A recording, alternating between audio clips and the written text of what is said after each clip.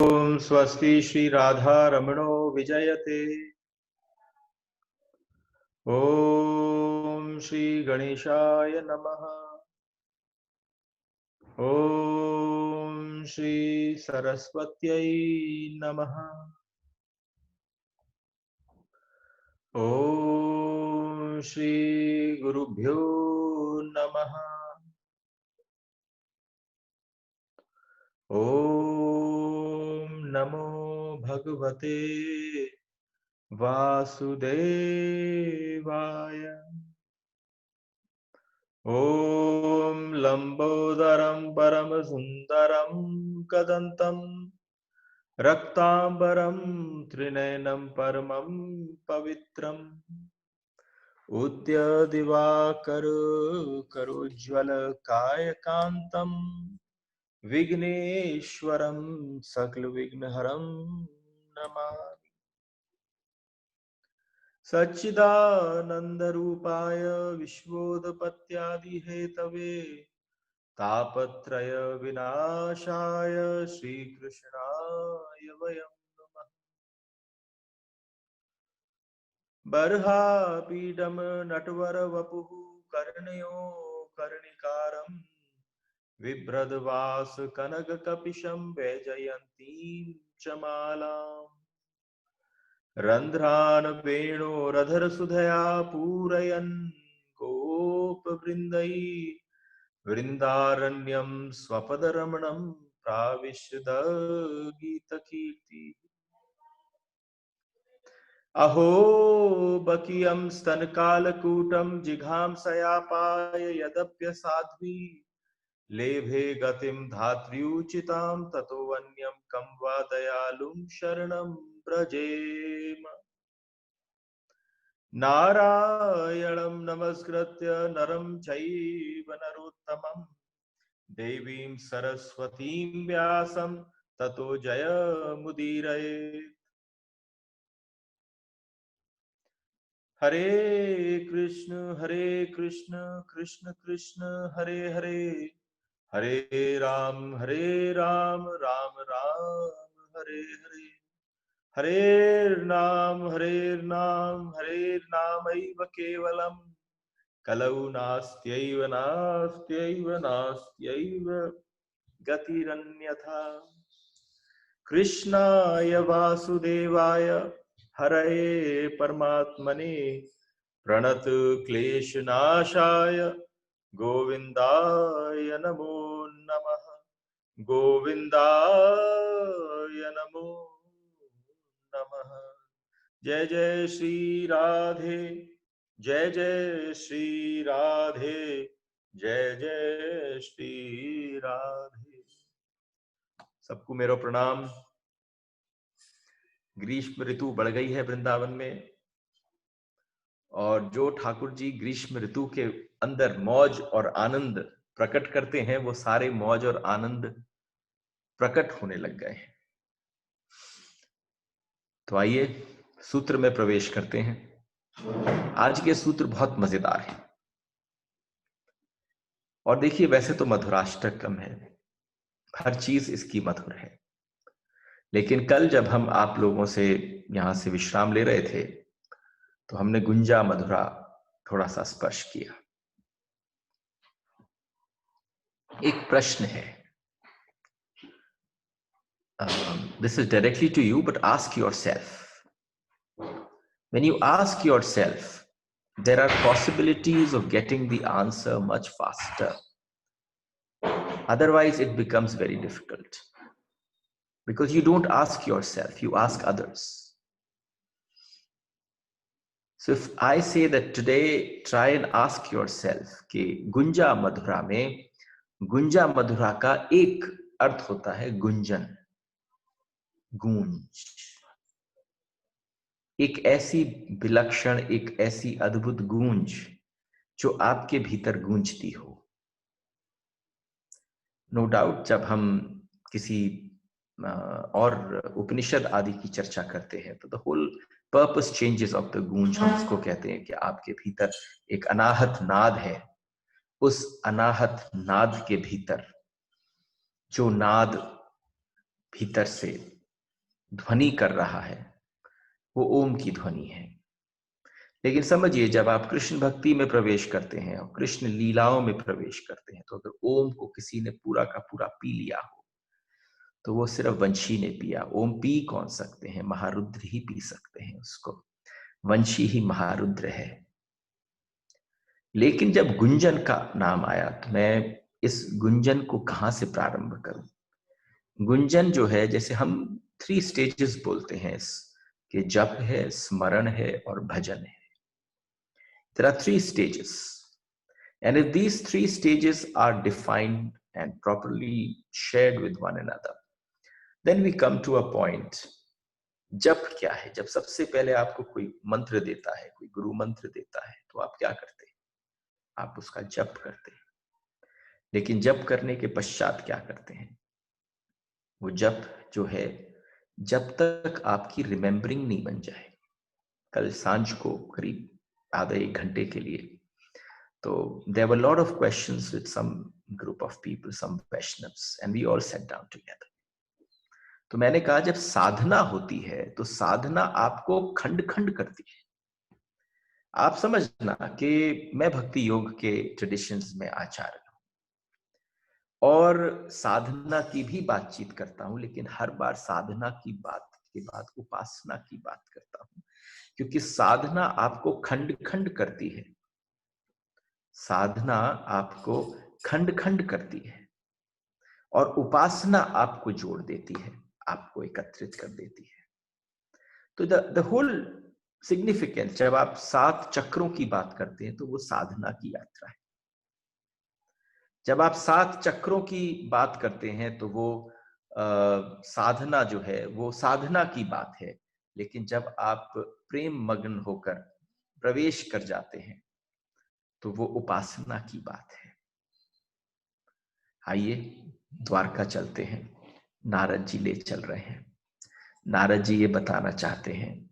नारद जी भक्ति योग के, जो नारद के भक्ति सूत्र हैं, उसमें नारद जी ने गोपियों को इतने निकट से देखा है। उन्होंने गोपियों को भगवान के लिए तो गोपी माना ही है, गोपी भगवान की सब कुछ है। लेकिन नारद जी ने गोपियों को अपना गुरु माना है, भक्ति की आचार्याएं। और जब उन्होंने उनको भक्ति की आचार्याएं बोला है, तो जो गोपियां हैं वो कौन है? आज भगवान का गृहस्थ जीवन देखने के लिए एकादश स्कंद का वर्णन है। ये भगवान की द्वारका लीला है। आपने वृंदावन लीला श्रवण करी है, आपने मथुरा लीला श्रवण करी है, लेकिन बहुत ही कम लोग हैं जिन्होंने द्वारका लीला श्रवण करी है। जो द्वारका लीला है, उस द्वारका लीला के भीतर आज नारद जी देखना चाहते हैं कि 16,108 रानियों के साथ भगवान कैसे रह रहे हैं। You know, I have pointed one thing very clear to you, कि भगवान राम भी और भगवान कृष्ण भी एक पत्नी व्रता है। एक पत्नी व्रता है, उनकी अनेकों पत्नियां नहीं है। कृष्ण की भी एक पत्नी है और राम की भी केवल एक पत्नी है। जो कृष्ण की 16,108 दिखती हैं, वो 16,108 16,108 कृष्ण के साथ है। यानी कृष्ण का ऐश्वर्य इतना विद्यमान है कि वो 16,108 रानियों के साथ 16,108 रूपों से वास करते हैं और वहां कहीं एक दूसरे के ऊपर छलांग छुलूंग नहीं होती। तो जब यहाँ पर नारद जी पहुंचे और नारद जी जाकर उस द्वारका नगरी में प्रविष्ट हुए, तो पहली बात, द्वारका का क्या मतलब है? You have to understand. हम द्वारका, हम शब्दों को सुनते हैं और हमें समझ में नहीं आता उन शब्दों का सिग्निफिकेंस क्या है उस स्टोरी के साथ। द्वारका क्या है? द्वारका का मतलब है कहीं से भी प्रवेश कर जाओ, जिस नगरी में द्वार ही द्वार हो, जिस नगरी में आपके घर में घुसने के लिए एक ही द्वार होता है। आप सारे द्वार बंद कर देते हैं, आप एक ही द्वार को खोल के रखते हैं, कोई आए यहीं से आए। कहां पर भी? दल्लान में प्रवेश करे। दल्लान में घुसने के बाद कहां प्रवेश करे? आंगन में प्रवेश करे। आंगन के बाद जाने की जगहें हो, ऊपर जाने की सीढ़ी हो, कहीं ड्राइंग रूम हो, कहीं कोई कोठा हो, कहीं कोई बैठक हो, तब। ये मैंने आपको ब्रज के घरों की व्यवस्था बताई। भाई घर में घुसते हैं तो पौड़ी होती है, पौड़ी कहते हैं, कहीं पर दल्लान बोलते हैं, जहां पर आप जूते चप्पल उतारते हैं, छाता वाता रख देते हैं। तो जब आप घर के अंदर प्रवेश करते हैं तो द्वार एक रखते हैं, कंट्रोल अच्छा भी बेटर रहता है। लेकिन भगवान है, वो साक्षात श्री कृष्ण है, द्वारकाधीश हैं। उन्होंने इतना बड़ा महल बनाया है, उसके चारों तरफ द्वार ही द्वार है। उन्होंने कह दिया, कोई मेरा भक्त किसी दिन पूरी तरह से समर्पित होकर अगर प्रवेश करे द्वारका में, तो वो ये ना सोचे कौन से द्वार से जाऊं, किसी भी द्वार से आ जा, तू रसोई के वाले द्वार से आ जा, तू गुसल खाने के द्वार से आ जा, तू मेरे बेडरूम के द्वार से आ जा, तू मेरे शयन कक्ष से आ जा, सजे हुए उसमें से आ जा, बड़े बड़े जो प्रसाद हैं उनमें से आ जा, जहां पर भी तुम देखो द्वार ही द्वार हैं। यानी छिपाने को कुछ नहीं, सब कुछ खुला हुआ है। और जब उसमें पहुंचते हैं तो वहां छोटे छोटे 16,108 रानियों के तो महल हैं ही, वहां के जो वासी हैं उनके भी महल हैं, चारों तरफ महल ही महल हैं। किसी भी महल में भगवान के पास नारद जी प्रवेश करते हैं तो कहीं देखते हैं अपने बालकों के पीछे भाग रहे हैं, उन बालकों को उठा रहे हैं। आपको पता है एक शास्त्र है जिसमें भगवान के प्रत्येक 16,108 पटरानियों पे से 10-10 पुत्र और एक एक पुत्री का जन्म हुआ। तो एक शास्त्र है जिसमें सबके नाम दिए हुए। संतति की कल्पना करिए, क्या ऐश्वर्य है। जिस समय भगवान के पुत्र का, प्रद्युम्न का जन्म हो रहा था, तो उस समय द्वारका लीला, क्योंकि द्वारका लीला की बात आई और गुंजा मथुरा की बात हो रही है। जब गुंजा मथुरा की बात हो रही है तो आप समझना, जिस समय द्वारका लीला में हमारे गोविंद ने प्रविष्ट किया, उस द्वारका लीला के साथ साथ जो आनंद की अनुभूति होती है, यहाँ पर हमारे ठाकुर प्रवेश करते हैं, ऐसा लगता है जैसे कोई रंगमंच हो। भगवान द्वारका से बाहर जाए तो सारे के सारे शांत हो जाते हैं। क्या करते हैं कि कृष्ण नाम का कीर्तन करते हैं, जैसे कोई काम बच नहीं गया। लेकिन जैसे ही कृष्ण द्वारका में प्रविष्ट होते हैं तो सीधे 16,108 स्वरूपों में अपने आप को बांटते हैं, हर गोपी के घर में एक साथ एक समय में प्रवेश करते हैं। और जब प्रवेश करते हैं तो आज नारद जी उनके घरों पर गए, उनके स्थानों पर गए, और उनके स्थानों पर जाकर नारद जी ने क्या देखा कि ठाकुर जी अपने बालकों के पीछे भाग रहे हैं, कहीं किसी को दूध पिला रहे हैं, कहीं किसी को गोदी पे ले लिया है, कहीं किसी घर में किसी को सुला रहे हैं।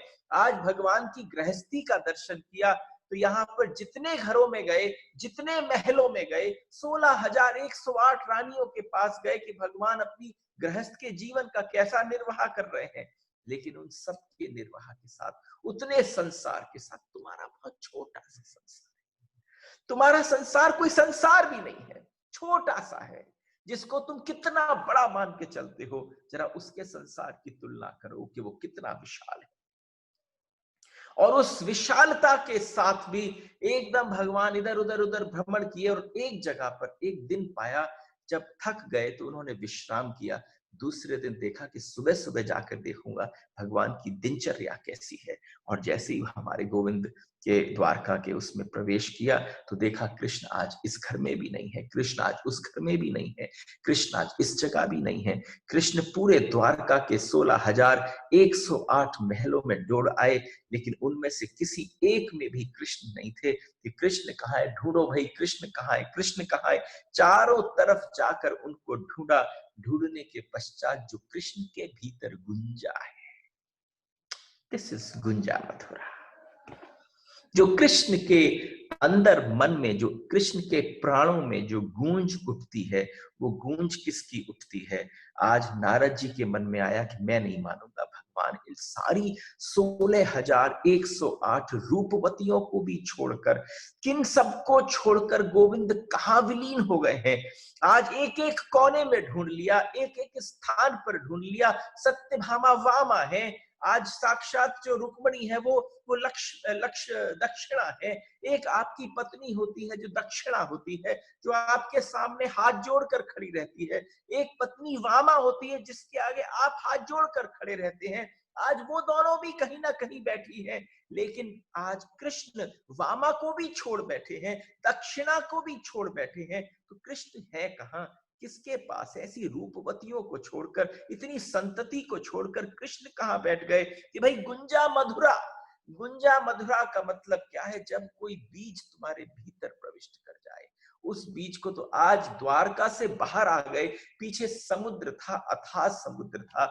उस समुद्र के पास जब पहुंचे तो एक फूस की कुटिया थी, सोने के द्वारका के बगल में एक फूस की कुटिया थी, और उस जगह पर अपने सब सारे मुकुट आदि आभूषणों और सबको उतारकर जिसने उस कुटिया के बाहर रख दिया था, और उसके अंदर बैठकर जो गुंजारण हो रहा था, उस गुंजारण से आकर्षित होकर नारद जी जब वहां पहुंचे तो छोटी सी उसमें से संद में से झांका, कोई तपस्वी बैठा हुआ है, उसके केश खुले हुए हैं, उसके केश खुले हुए भीतर वो कुटिया के अंदर बैठा है और केवल क्या कर रहा है, जय राधे जय राधे जय राधे राधे राधे जय राधे राधे राधे जय राधे राधे राधे जय राधे। उस समय पर उस कुटिया के अंदर जैसा लगा नारद जी के साक्षात के भीतर श्री राधे का नाम द्वारका में कौन ले रहा है। सामने से कुटिया के और उस ओर आए और हल्का सा खोल कर देखा तो कृष्ण बैठे थे, उनके हृदय से जो गुंजारण हो रहा था वो श्री राधा नाम हो रहा था। उसी को कहते हैं गुंजा मधुरा। कुछ गूंज जरूर होनी चाहिए, लेकिन अगर एक नाम की गूंज आपने अपने जीवन में स्थापित नहीं करी, जिस समय पर नारद जी ने द्वादशाक्षर मंत्र हमारे ध्रुव को दिया, सुनीति के पुत्र को दिया, अध्यात्म के पुत्र को दिया, तो उस समय पर उस भाव और उस अवस्था में जैसे ही लिया तो आप क्या सोचते हो कि कोई मंत्र एक सेकंड में, आजकल की दीक्षा थोड़ी गड़बड़ा गई है, कोई माइक पर दे देता है और आप उसे स्वीकार कर लेते हो। कहीं आपका मन नहीं होता किसी किसी अपने गुरुदेव के प्रभाव को देख कर ले लेते हो, तो आप समझना वो भी दीक्षा नहीं है। आपका हृदय जिसकी अभीप्सा करे, जिसकी लालसा करे, जिससे टपकता हो कृष्ण का अनुभव, जिससे रस टपकता हो, जिसकी आंखों से आनंद टपकता हो, वो आनंद का संचार आपके जीवन में हो जाए, उस पल आपके भीतर शरणागति जागे। अब आपको ये लगे कि अगर ये स्पर्श मेरे ऊपर हो जाए, उस जगह पर दीक्षा प्राप्त करनी चाहिए। क्योंकि जैसे ही नारद जी ने अपने उस ध्रुव के मस्तक पर हाथ धरा, तो ध्रुव के मस्तक पर हाथ धरते ही ध्रुव को वह परमानंद की, वो आनंद की प्रतीति हुई जो उसकी माँ के मस्तक पर हाथ रखने से होता था। तो उसने कहा इस माँ और उस माँ में अंतर क्या है, कि एक वो माँ है जिसने जन्म दिया जो स्तनपान कराती है, गुरु कौन सी माँ है, कि गुरु वो माँ है जो स्तनपान छुड़ाती है। और जब देखा कि ये कहां निकला है, तो बड़ी भोली भाली अवस्था में पहले ऐसे ही दीक्षा दे दी जाती थी कि भोले मन को पकड़ लिया जाता था। आज तुम सारे भोले मन को बचा कर रख रहे हो, सारे चपलता, चंचलता, चतुरता, चंटपने के साथ प्रवेश करते हो, और वहां जाकर फिर तुम उसमें फैलारा फैलाते हो। एक बार गौर से देखना कि जिस किसी के साथ भी गति जुड़ी, वो किस वजह से जुड़ी, वो भक्ति थी। अगर भक्ति थी तो तुम परम सौभाग्यवान हो, तुम परम उस गति की तरफ बढ़ चुके हो। इस पल और इस क्षण अगर किसी ने एक बात धारणा करी कि जैसे प्राप्त हुआ, जैसे ही वो द्वादशाक्षर मंत्र मिला, तो द्वादशाक्षर मंत्र में ये क्या समझा रहा हूं, मैं समझा रहा हूं गुंजा मधुरा क्या है। देखो, कल मैंने गुंजा मधुरा का दूसरा अर्थ समझाया था, आज दूसरा अर्थ है कि आप आज मधुराष्टकम श्रवण कर जाओ, और आप समझना इसको श्रवण करने का मतलब क्या है, कि जब राम लखन भरत शत्रुघ्न बैठकर वशिष्ठ जी की कथा सुनते थे और एक बार एकांत में बैठकर उसका हल्का सा चिंतन करते थे, तुम्हारा गुंजा मधुरा जो है वो सिर्फ तुम्हारा पर्सनल कनेक्शन है। अगर उससे तुम्हारा कनेक्शन हो जाए तो जैसे ही उसके कान में ओम नमो भगवते वासुदेवाय द्वादशाक्षर मंत्र डाला, तो वो निकाल नहीं पाए। आप ध्यान रखना, वो एकदम उस मंत्र को निकाल नहीं पाए, वो मंत्र मुंह से नहीं निकल पाया। वो पहले मंत्र यहां से बाहर निकलने की बजाय भीतर गया, मंत्र का आनंद ही ये है, गूंज का आनंद ही ये है कि पहले वो भीतर जाए, भीतर को साफ करे, भीतर को पवित्र करे, भीतर को पुनीत करे। और जब वो भीतर से बाहर निकलेगा तो आप समझना वो बिल्कुल वाहन होगा कि तुम भेज पाओ उस हरि के पास, तुम उनको लेकर आने के लिए। तो जब वो अंदर गया तो उसके अंदर अंदर कर रहा था, और गुंजारण कैसी हो। देखो यह तो न तो हमारे पास इस जो आजकल हम आपके साथ बैठे हैं, I am not using any mic, I am not using any devices, I am not using any playback singing, I am not using any instruments that would support the whole the melody of the whole thing. लेकिन गुंजारण कैसा,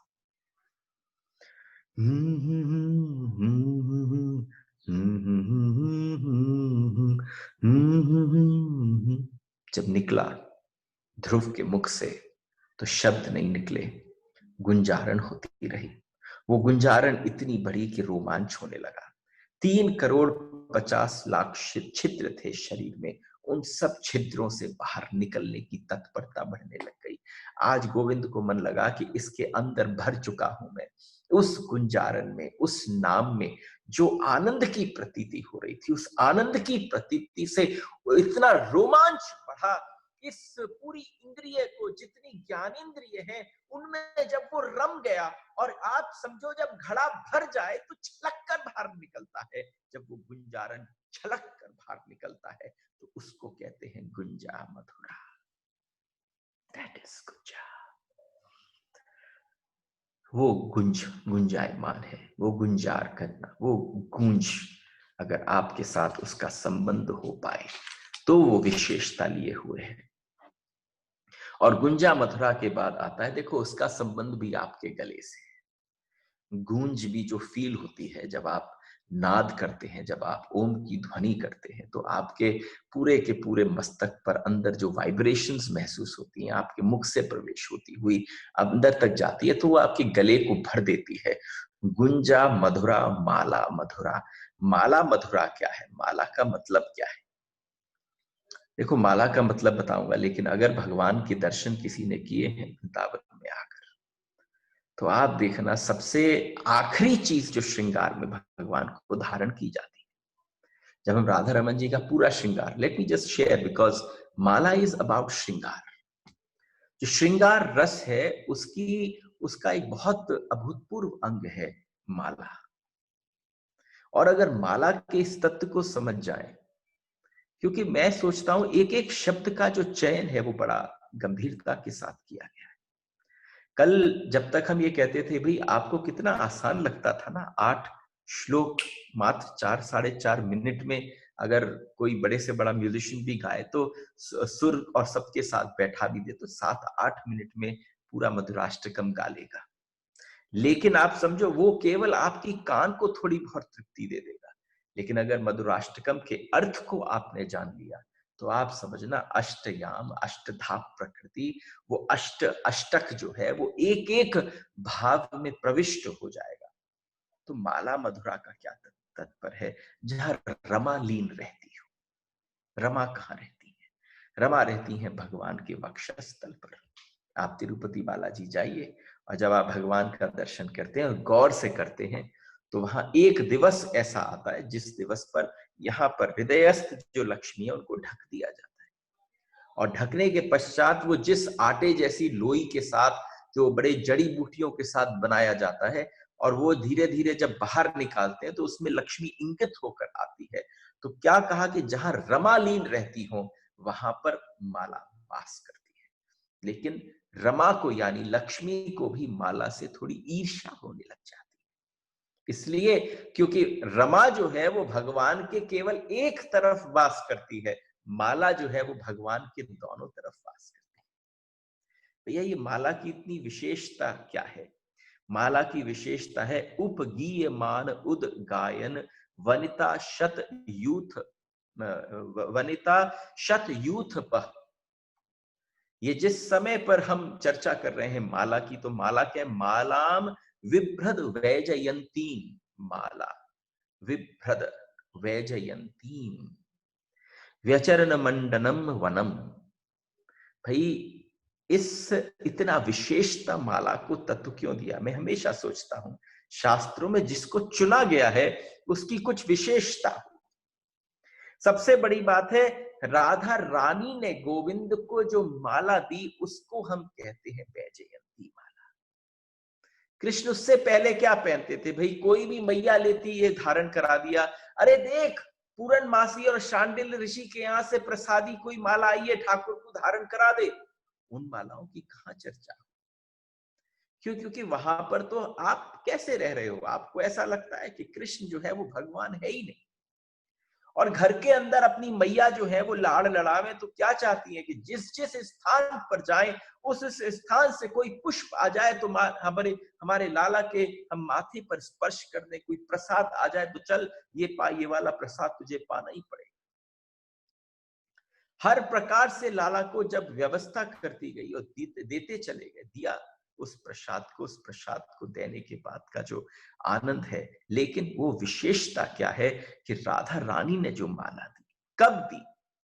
अरे जब गोपियों को वरदान में दी हुई रात्रियां, जब गोपियों को वरदान में दिया हुआ शरदोत्फुल्ल मल्लिका, अरे उस शरद पूर्णिमा की रात्रियों को हमारे गोविंद ने अपनी गोपियों को प्रदान कर दी। वो रात्रियां सारी की सारी प्रकट होकर आ गई तो हमारे गोविंद घबरा गए। कब घबराए? कि जब श्री राधा रानी को पता चलेगा कि मैंने समस्त ब्रज की गोपियों को निमंत्रण दे दिया है, तो वो रूठ जाएंगी, क्योंकि उनके साथ विहार जो है वो परम अवस्था है, मादनाख्या भाव है, उन्माद भाव है, महाभाव है। और इन गोपियों को मैंने निमंत्रण दे दिया है तो एक बार श्री राधा रानी के पास पहुंचकर थोड़ा निवेदन कर आऊं। तो वो पहुंच गए, राधा रानी के पास पहुंच गए। योग माया उपाश्रित, संपूर्ण योग की माया की आचार्य जो है वो श्री राधा रानी है। योग माया के कौन से लक्षण है? योग माया के लक्षण है सर्व लक्ष्मीमयी, सर्व कांतिमयी और सर्व मोहिनी रूप जो है, वो तीनों के तीनों रूप जो है वो श्री राधा रानी। योग माया और कौन है? योग माया साक्षात में श्री राधा रानी है, जहां पर सारे प्रसाद, सारा भगवान के वैभव को जो मेंटेन करें। जब भगवान के सामने वो रात्रियां प्रकट हो गई तो भगवान जाकर अपनी राधा रानी के पास पहुंच गए। और राधा रानी के पास जब पहुंचे तो हमने कहा ना, ब्रज के अंदर एक परकीय भाव है। I don't think I need to explain these little parts of परकीय भाव, क्योंकि मैं पहले इसको मधुराष्टकम के पिछले सेशंस में समझा चुका हूं।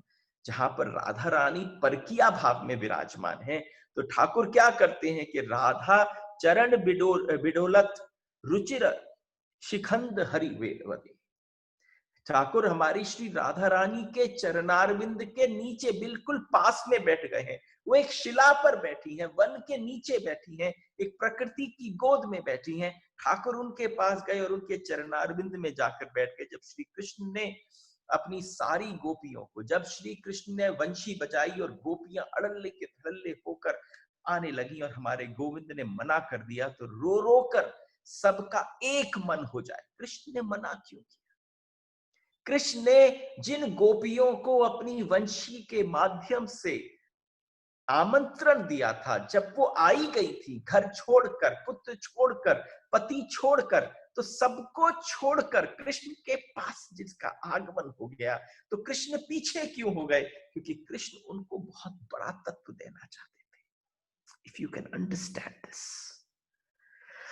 लेकिन कब दिया जा सकता है? कि सब एक मत की हो जाए, सब एक मन की हो जाए। अंतर है, किसी के सब अगर भीड़ इकट्ठी हो जाए तो भीड़ का कभी मत एक सा नहीं होता, भीड़ का मन कभी एक सा नहीं होता। उनके मन को एकाकार करने के लिए कि सबकी वृत्ति केवल कृष्ण को पाने की तरफ बढ़ जाए, सबकी वृत्ति में कृष्ण बैठे हो, तब उन्होंने चाहा कि मैं अपने आप को दुर्लभ कर लूं। तो उन्होंने उनका पीछे तिरस्कार करना प्रारंभ किया। और जब तिरस्कार करना प्रारंभ किया तो वो जिस जिस भाव को लेकर आई थी उन सारे भावों की विगलित हो गए, वो गिर पड़े और एक भाव सबसे संपूर्ण भाव से उठने लगा, कृष्ण को प्राप्ति का भाव कि हम क्या करें, हम दैन्य हो जाएं। 3 प्रकार के सिंहासन हैं। एक अहमता का सिंहासन है, एक हीनता का सिंहासन है और एक दैन्यता का सिंहासन है। आपको बताओ मनुष्य जाति कहाँ बैठती है, या तो वो इंफीरियरिटी कॉम्प्लेक्स में बैठती है या वो सुपीरियरिटी कॉम्प्लेक्स में बैठती है, पर इन दोनों अवस्थाओं के बीच में एक और आसन है, वो दैन्यता का आसन है। जब आप फील करते हो मैं कुछ भी नहीं, मेरी कोई सत्ता नहीं, मेरा सिर्फ भाव जो है वो शरणागति का है, जब आप अपने आप को डिसॉल्व करने को तैयार होते हो, तो गोविंद आपको उठाने को तैयार हो जाता है। वो दैन्यता का सिंहासन है। जब भक्ति महारानी आई, the moment you have this description, कि जब भक्ति महारानी प्रवेश करती हैं तो नारद जी के साथ एक संवाद में बोलती हूँ, नारद ने जब उनके दर्शन किए, उनके स्वरूप की झांकी करी, तो नारद ने क्या कहा? नारद ने कहा कमाल की बात है, कैसे चरण है कि सदाचरण रूपी चरण है। ये कब संभव है? जब दैन्यता हो। आपके हाथ कैसे हैं कि समर्पण रूपी हाथ में कंगन धारण कर रखे हैं। कटी भाग पर जो कंधुरा, ये आभूषण है भक्ति के। जिस व्यक्ति के जीवन में एक बार भक्ति के तत्व का, रस का सिद्धांत अगर प्रवेश हो जाए, तो आप समझना सबसे पहली बात, उसके चरण शोभायमान हो जाते हैं, उसके हाथ शोभायमान हो जाते हैं, उसके जीवन में चलने के ढंग में, बैठने के ढंग में, नमन में, सब में एक संयम आ जाता है। इन सारी अवस्थाओं को जब शेयर किया गया, तो आप समझना जो रस है वो साफ बताता है कि क्या है।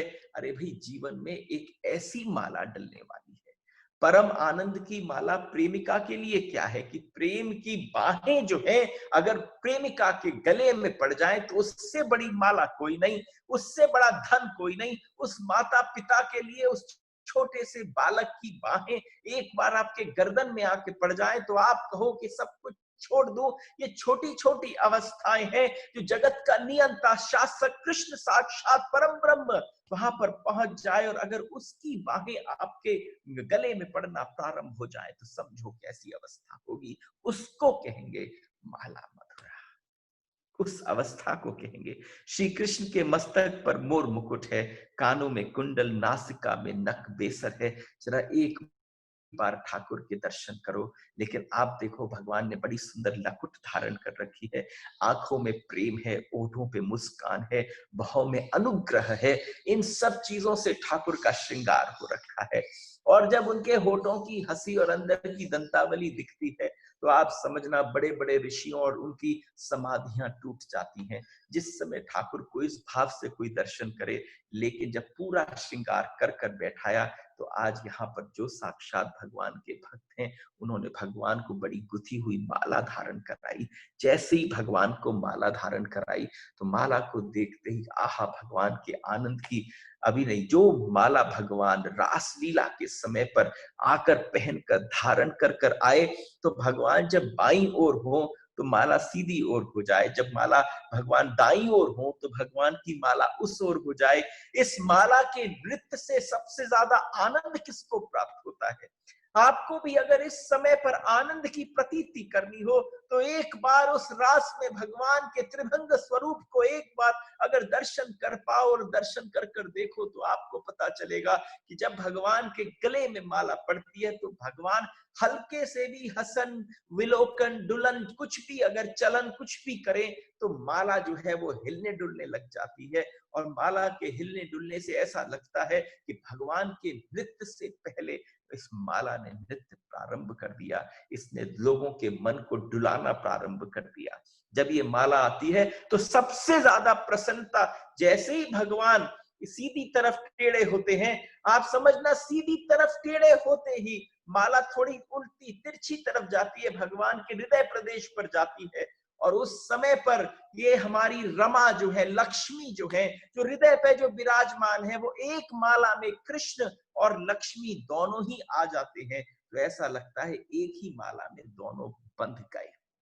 तो लक्ष्मी कहती है, जिसने ये भाव मेरे लिए किया, मैं उन सब के यहां पर जाकर वास करने को तैयार। रमा साक्षात जो रमा में लीन हो जाए, आज उस माला के, और जब जैसे ही भगवान अपने त्रिभंग स्वरूप को दूसरी दृष्टि में नाचते हैं और उस माला से बाहर निकलते हैं, वो माला लक्ष्मी के ऊपर थी, उस त्रिभंग स्वरूप को बाहर निकलकर तो देखा लक्ष्मी बाहर रह गई, और समस्त जितने भी और ऋषि आदि थे वो माला के भीतर आ गए। तो ये माला आखिर में है क्या? इस माला के तत्व को आप जानो कैसे। ये श्रृंगार की परम अवस्था है कि जिस समय ठाकुर को सजा दिया तुम समझना ठाकुर अधूरे हैं जब तक माला धारण न हो जाए। माँ रमाम लक्ष्मी लाल इति माला, वैजंती माला। और जब भगवान बाईं ओर लेकर लटकते हैं और नृत्य करते हैं तो उस नृत्य के साथ जो माला है, कभी कभी कोई ऋषि जो है वो गूंथ कर बड़े बड़े पुष्प जो है, वहां की बड़ी बड़ी प्रकृति की जो सेवाएं हो रही है, तो बड़े ऋषियों ने भगवान की सृष्टि वर्णन पे कहा भगवान मैं वृंदावन की लीला में क्या बनूंगा। तो भगवान ने कहा तुम कोई कुछ बन जाना।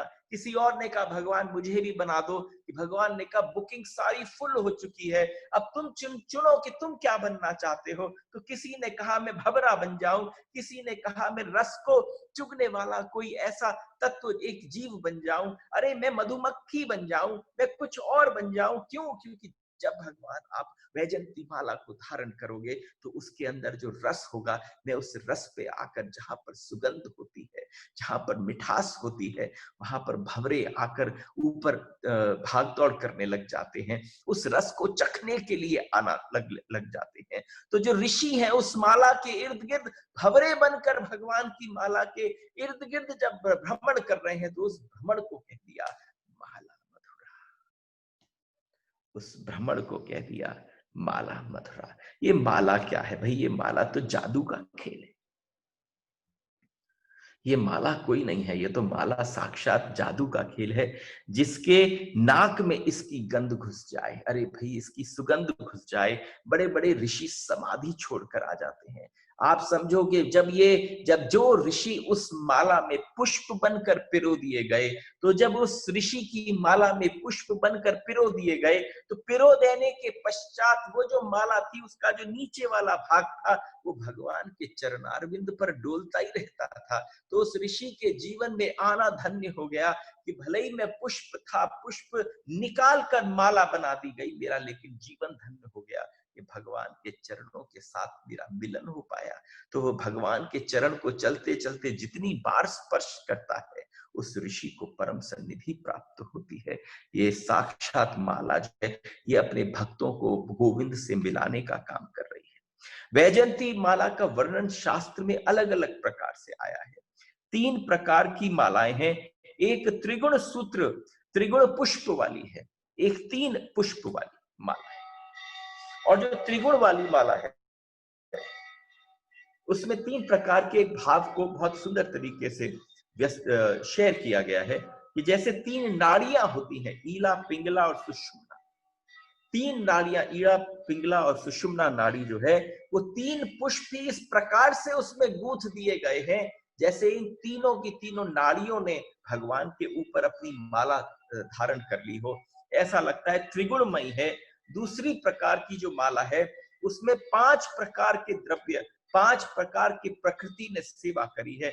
उसको कहते हैं तुलसी, कुंद, मंदार, पारिजात और सरोरुह।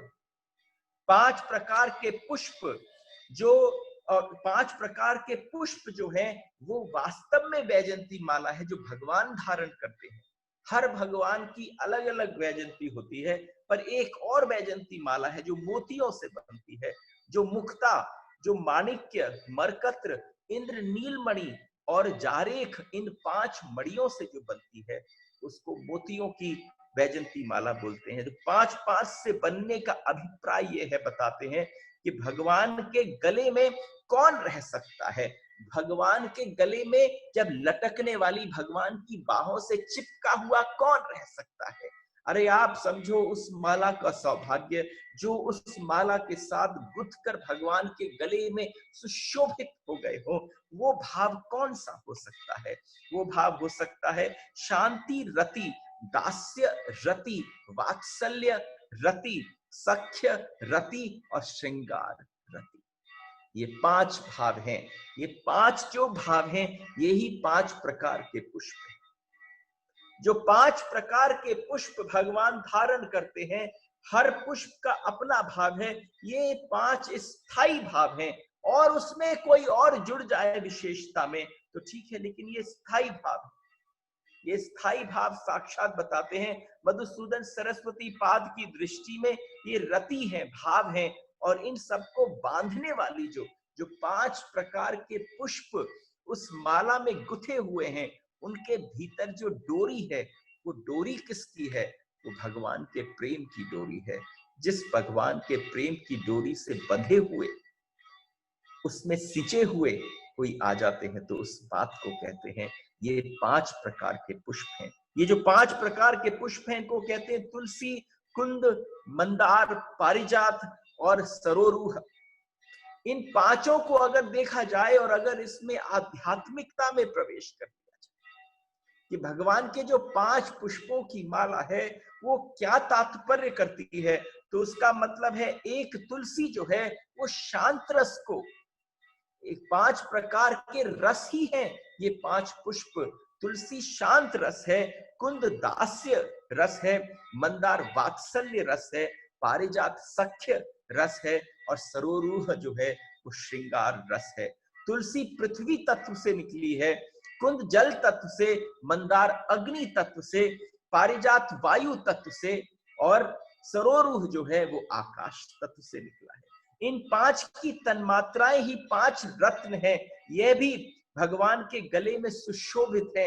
एक तरीके से देखा जाए तो भगवान ने जो धारण किया है, इस पूरे सृष्टि के सारे रसों और तत्वों को ही अपने गले में धार रखा है। इसलिए कहते हैं माला मधुरा, इसलिए कहते हैं माला मधुरा। मैं एक छोटी सी आपसे बात कहना चाहता हूं। जब आप श्रवण करने बैठे मधुराष्टकम को, तो आपने कभी सोचा कि एक एक शब्द के भीतर इतने इतने गहन अर्थ छिपे हुए होंगे? आप समझो, जिस व्यक्ति का संबंध कृष्ण भक्ति के साथ, अगर उसने अपने आप को बांध दिया हो, उसने अपने मन की डोर कहीं बांध दी हो, तो आप समझना क्यों हमारे यहाँ पर जब ठाकुर जी की सेवा होती है और हम ठाकुर जी के लिए पुष्प आदि लाते हैं, तो अमनिया रखकर बड़े शुद्ध भाव से ठाकुर जी के लिए एक एक पिरो पिरो कर तैयार किया जाता है। इसलिए कि जब हम ठाकुर को माला धारण करें तो वो माला पुष्पों की न हो, वो भगवान मेरे मन के अंदर बैठे हुए भावों की माला। हमने जब कठोपनिषद में एक दिन बात करी और जिस दिन हमने बताया ये जो श्वास की प्रक्रिया है, ये भी एक माला है। आपके हाथ में भी जो माला जिससे आप जप करते हो, उस माला को भी बड़े गौर से देखना। ऐसी माला मत ले लेना कि बस किसी ने उसमें गोल गोल तुलसी के जो वो है मोती वो लगा दिए, तुलसी के बीड्स लगा दिए। अगर आप बड़े गौर से देखें अपनी जप माला को, तो एक तरफ उसमें छोटे छोटे मन के होते हैं और एक तरफ आते आते वो बड़े बड़े हो जाते हैं। बीच में मेरू होता है। और आप समझना, मुझे बड़ा कष्ट होता है, वो जो माला भी है, वो माला माला नहीं है। वो माला केवल जप की माला नहीं है, वो आपका मन जो रमण कर रहा है, आपका जप जब रास कर रहा है, आपका मन जब रस को सींच रहा है, उस सींचने से जो हाथ की उंगलियों पर एक एक मन का चलता है, तो ऐसा लगता है कि गोपी और कृष्ण आपस में रास कर रहे हैं। इसीलिए वो 108 की धारा है। लेकिन क्या नहीं होना चाहिए, क्या होना नहीं चाहिए माला के स्मरण के साथ? माला के स्मरण के साथ क्या नहीं होना चाहिए जो आवश्यक है? आपकी दौड़ मेरू तक नहीं होनी चाहिए। लोग हाथ में माला लेते हैं सिर्फ गिनने के लिए। गिनने से कभी परमात्मा प्राप्त नहीं होता, ये मैं बार बार आपसे कहता हूं। हाथ में माला लेने का मतलब है सिर्फ मन की एकाग्रता, कि आपको पता चल जाए इस परम तत्व को मेरे हाथ में दिया है, इस परम तत्व को मैंने हाथ में दिया है, इसकी शुद्धि की रक्षा हो जाए, ये इसकी शुद्धि बरकरार रहे, मेरा मन कहीं इधर उधर भटके नहीं। केवल इतना सा उपयोग है। और जिस दिन मन भटकना बंद कर दे, उस दिन माला झोली भी हट जाए। ये अवस्था है, इसको कहते हैं माला मधुरा। वैजयंती का अर्थ है, भगवान ने पूछा भक्तों कि तुम हमेशा हारते हो या तुम जीतते हो? मैं अब आपसे एक बात करता हूं भाई, एक प्रश्न है, बड़ा मुश्किल दौर है। The way that we are talking, it's so difficult that I cannot see anybody of you to say who's about to answer. लेकिन भगवान राम के गले में सीता जी ने हार डाला या जयमाला डाली? So this is a question. I can answer it. पर नॉर्मली क्या होता कि अगर आप मेरे सब सम्मुख बैठे होते तो आप सोचना बड़ा मजा आता। अंजू शारदा जी ने कहा कि जयमाला डाली, तो आप समझो निकेत जी ने भी कहा कि जयमाला डाली। जयमाला और हार में क्या अंतर है?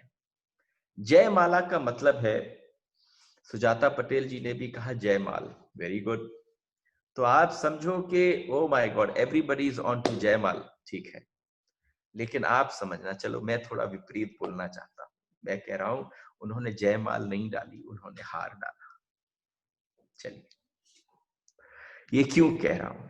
भगवान के गले में क्या डला? जिसने भगवान के गले में उनके उनके पाणिग्रह संस्कार के दौरान जनकपुर में जब भगवान के गले में माला डली, तो आप समझना उसके भाव अलग अलग थे। आप सबके मन में भाव जयमाल का था, नो डाउट भगवान की जय हो ये हम भी चाहते हैं। लेकिन भगवान कहाँ हारे? भगवान श्री सीता जी के आगे, जानकी मैया के आगे, जानकी मैया के स्वरूप के आगे, जानकी मैया के भक्ति के आगे, आप समझना भगवान जब हार स्वीकार करते हैं तब वो हार अपने ऊपर डाल लेते हैं। इस बात का हार है कि तू जीत गया और मैं हार गया। जब उन्होंने भीष्म पितामह की प्रतिज्ञा को पूरा किया, तो भीष्म पितामह ने कोई उनके गले में माला नहीं डाली, लेकिन भीष्म पितामह की दोनों बाहें ऊपर जय जयकार करने लगी। उन दोनों बाहों को उठते हुए को देखकर उसी समय पूरे जगत ने देख लिया कि भीष्म जीत गए, कृष्ण हार गए। लेकिन भीष्म जानते हैं कि वो हार गए, कृष्ण जीत गए। क्योंकि एक हार कब, जब आप सामने वाले को जिताना चाहते हो। आज साक्षात जो भाव है, भक्तवत्सल स्वरूप है भगवान का, वो भक्त, बिल्कुल सही कहा, जो भक्तवत्सल स्वरूप है वो अपने भक्त को जिताना चाहता है। और जब जीता हुआ भक्त भगवान के सामने आता है तो भगवान उस हार को स्वीकार करते हैं। लेकिन जब भक्त चाहता है कि मेरा भगवान जीत जाए, यहाँ पर सीता जी चाहती थी कि श्री राम जीत जाए। जब कहा कि सीता जी जीत जाए, तो सीता जी ने जो डाला कृष्ण श्री राम के गले में, वो सीता जी ने इस भाव से डाला कि जो धनुष जो था, उस धनुष को कोई उठा नहीं पा रहा था, उस धनुष को कोई उठा नहीं पा रहा था। और भगवान राम से पूछा गया कि ऐसी क्या बात थी, आपने तो कोई जोर नहीं लगाया, आपने तो कोई व्यवस्था नहीं करी, आपने उसकी बस प्रत्यंचा चढ़ा भी ना पाए थे, उसको दबाकर बस डालकर घुमाने वाले थे, तब तक वो टूट गया। तो भगवान राम ने कहा इसमें मेरा कोई हाथ नहीं, उसका समय आ गया था, उसका समय आया और वो समय के साथ अपने आप टूट गया। हमारा समय आ जाए, अगर हमारा समय आ जाए तो हम जीत जाए, हमारे गोविंद का समय आ जाए तो हम हार जाएं। लेकिन गोविंद के साथ हमारी हारने में जीत है।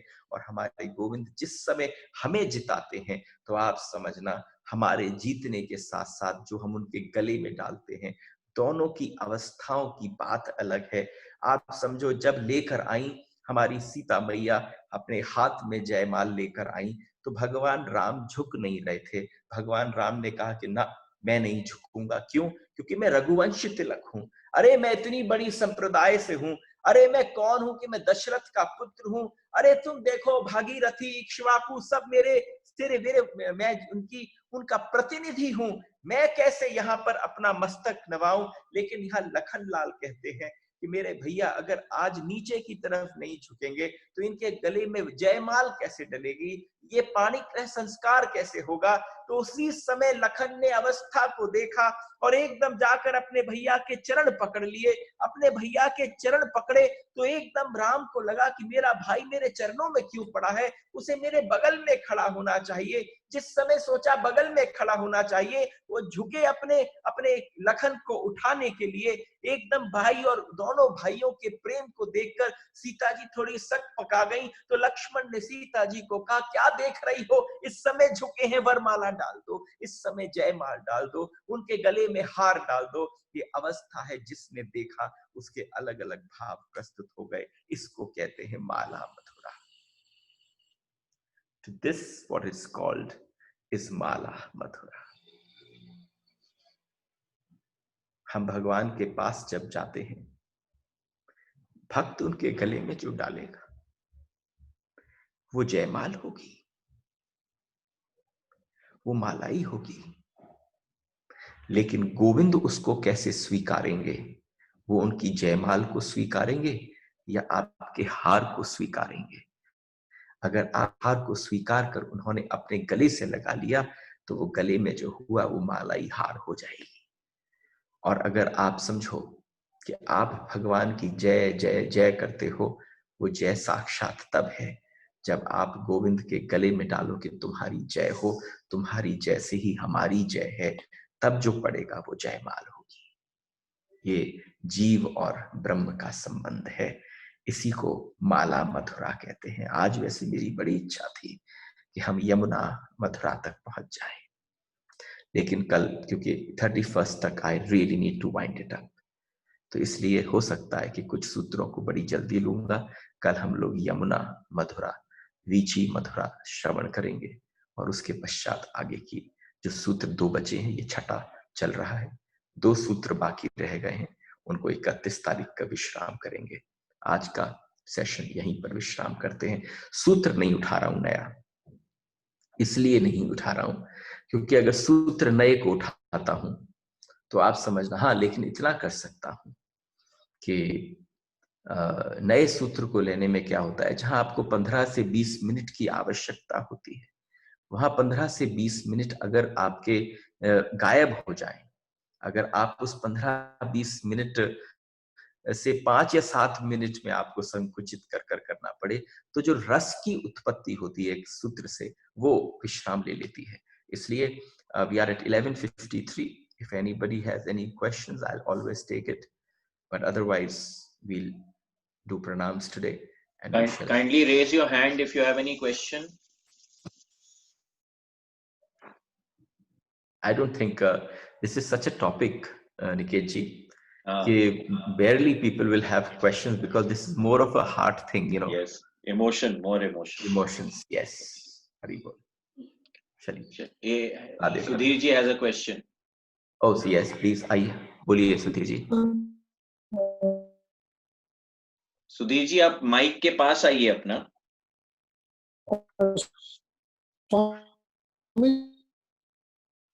I'm unable to hear actually. आप माइक के पास आके बोलिए सुधीर जी.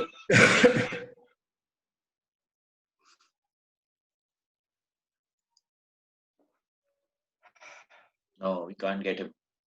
No, कोई बात नहीं है. I have his number. He can.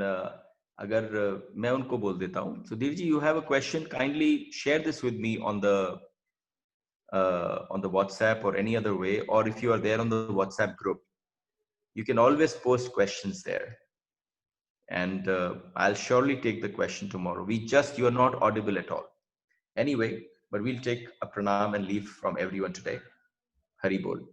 Okay जी, राम राम. डॉक्टर सुजाता पटेल जी ने बोला वैजंती माला पर बोलिए. चलिए, इसको मैं हमेशा की तरह से आपके साथ कल लूंगा कि वैजंती माला के विषय में और एक्चुअल शब्द माला के विषय में.